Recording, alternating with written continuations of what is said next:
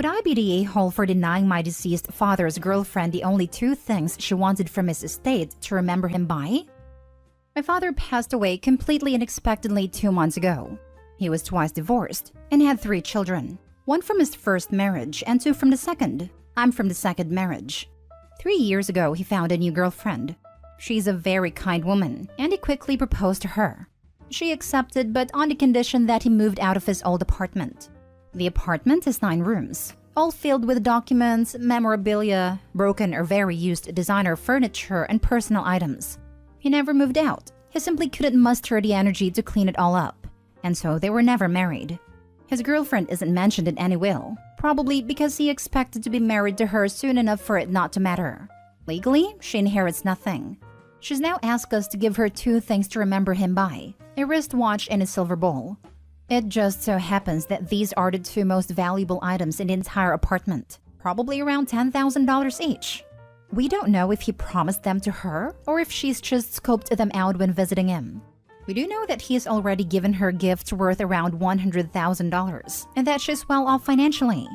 We could all really use some extra money at the moment. Some of us have small children, and one is saving up for a wedding. Would I be the a-hole for telling her that we're keeping the items, probably with the intention of selling them? Now for the top comments. I felt like there is far too much left out here. I'm ignoring the will part because it seems pretty clear-cut on who those items belong to legally. I'm more curious in what the situation was while they were together and how much his kids were a part of his life. It's so sad to see family crawl out of the woodwork when someone dies because they stand to inherit.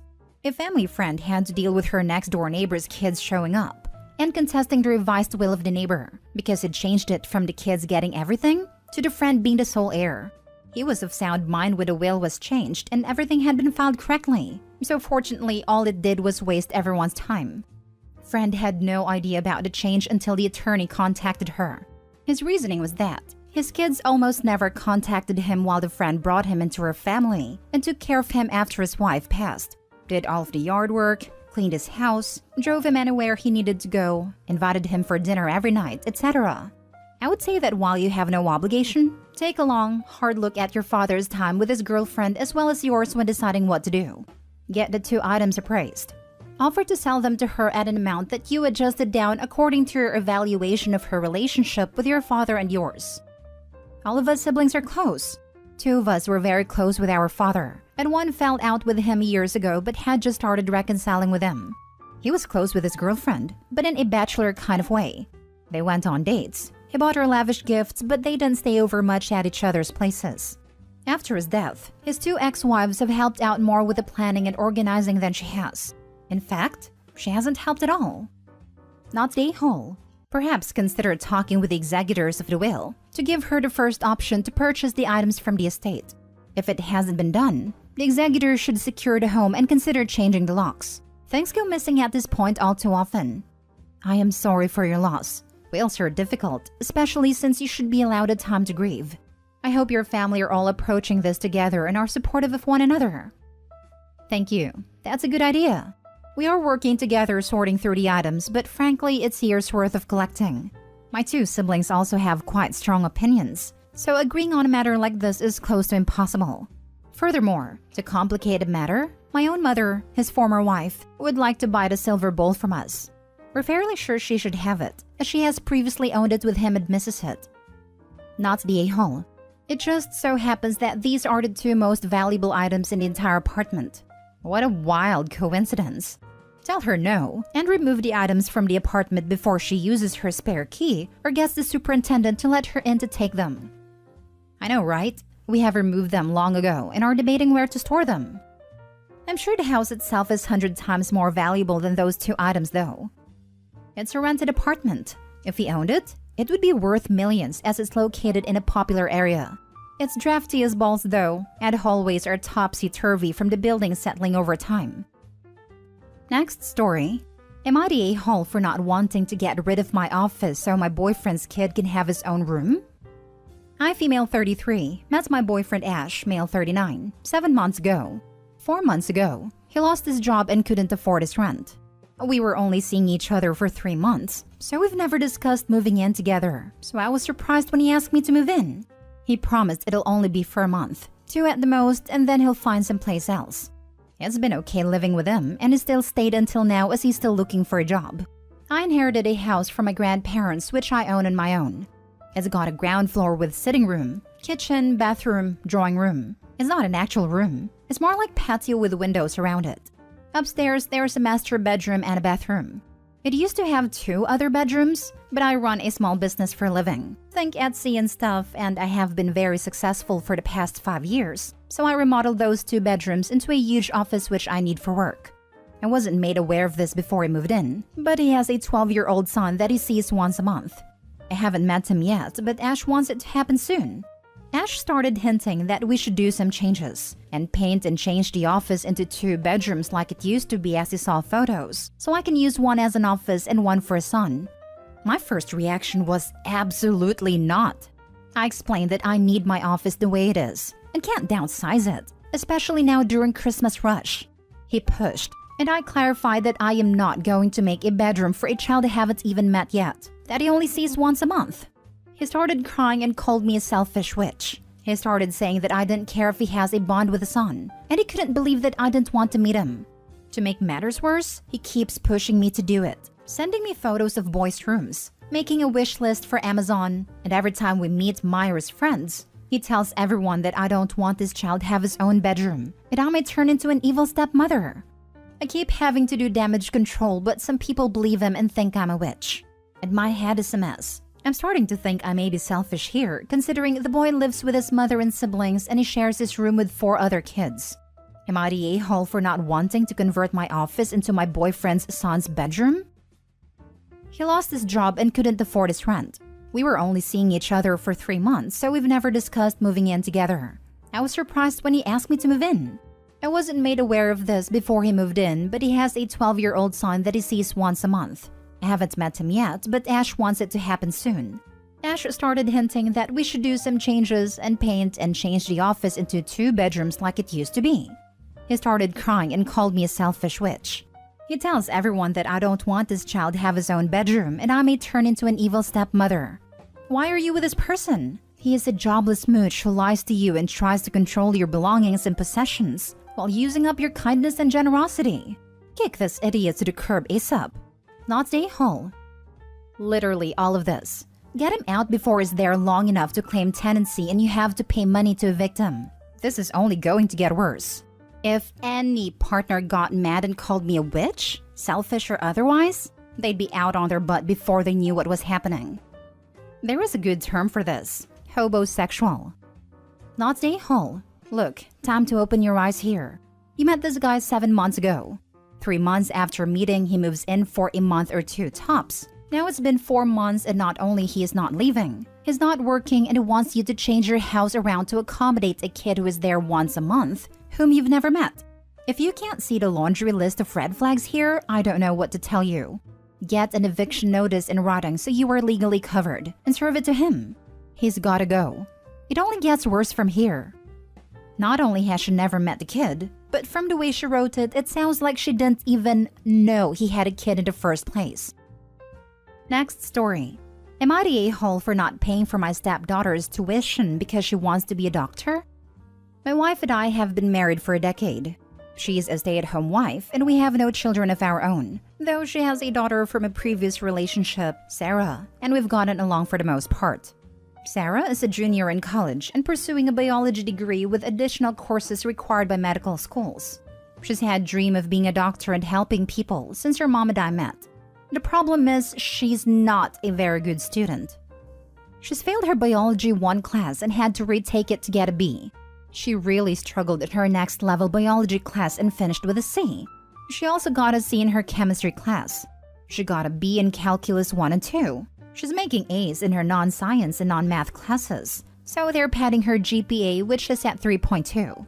This semester, I just learned she will make B's and C's in her science and math classes. I'm not a doctor, and I don't know any doctors, but I did online research. I found out that medical schools require many things, but at the top of the list is a high GPA and top grades in science and math classes. With Sarah's grades, she's not getting into any medical school. I even looked into nursing school to see if I can talk her into going that route. And all the ones I looked at require higher grades than what she has. I talked with my wife about it, and she said medical schools look at other things besides grades, and that's where Sarah excels. She has a solid volunteer resume, and she cares about people. I argued none of that matters if her grades are not good enough. She argues that Sarah will do great in the interviews. Like I said, I have no experience with medical school, so I can't argue with her logic. Instead, I talked with Sarah when she came home for Thanksgiving and told her to look into another major, because she might not be cut out to be a doctor.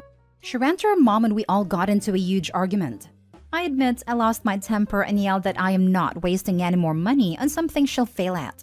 I told them both I'm not paying for next semester's classes unless she changes her major to something more realistic. I feel bad. I really do. But I'm not rich, and I don't have money to waste if she doesn't have a chance to get into medical school. Am I the a-hole? Additional info. The reason why I want her to switch majors is that having a biology degree without any advanced degree is useless from my research. While I don't know any doctors, I have friends who have biology degrees without other advanced degrees and they couldn't do anything with it.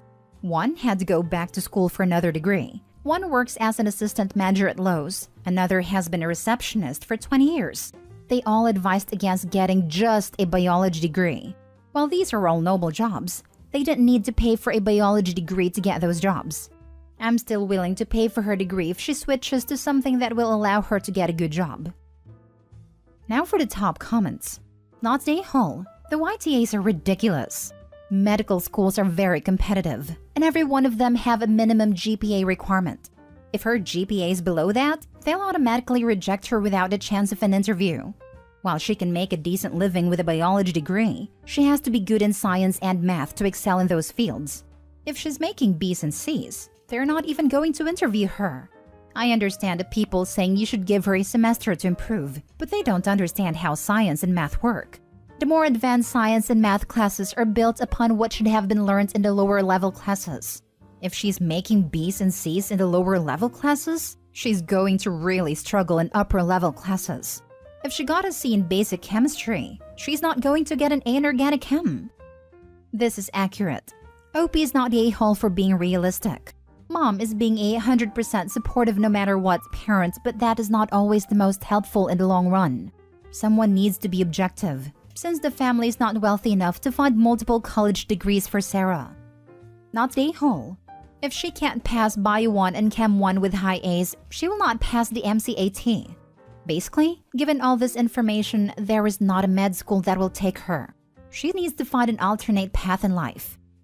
I had a 3.3 science GPA, but scored 521 MCAT, which was 98th percentile the year I took it.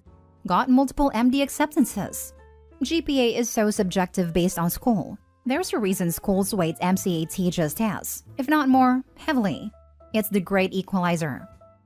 Maybe she should do a mock MCAT exam to show how she might score, which could help validate OP's concerns. Or speak to someone at the school who can allay OP's fears, or prove him right with someone connected to the school. Not the a-hole, but a frank family discussion is in order to discuss what type of aid will be available after college.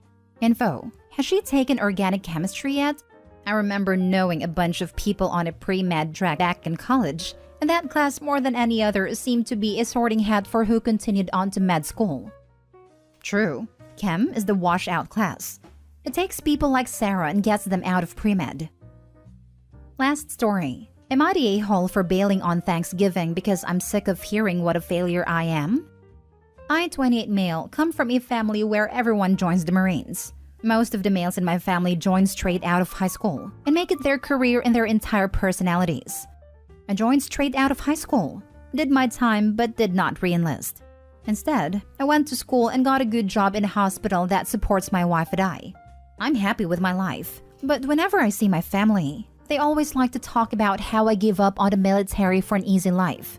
How my cousins made it though and are still in. Since it's November, every Thanksgiving has to have a Marine birthday cake and leads to comments about me not acknowledging that's Marine's birthday on Facebook. Just dumb stuff that doesn't even matter.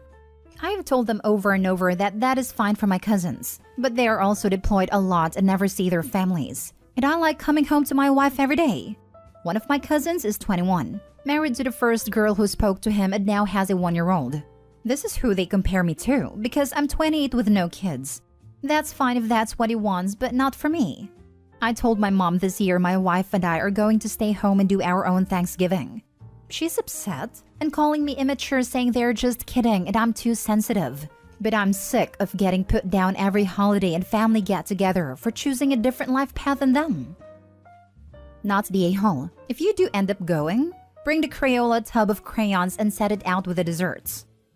LMAO. Not the a-hole. If you're the one who is supposedly too sensitive, why are they the ones all upset over you spending Thanksgiving with your immediate family instead of them? Listen, not the a-hole. Military life isn't for everyone. It's hard, and it's hard on families. Tell mom you aren't the immature one. The rest of them are for being such giant a-holes. Enjoy Thanksgiving with your lovely wife. My dad spent 27 years in the Navy. I still remember telling him as a kid I wanted to join the military. All he said was, "Don't. You never see your family." And just like that, I stopped wanting to be a soldier.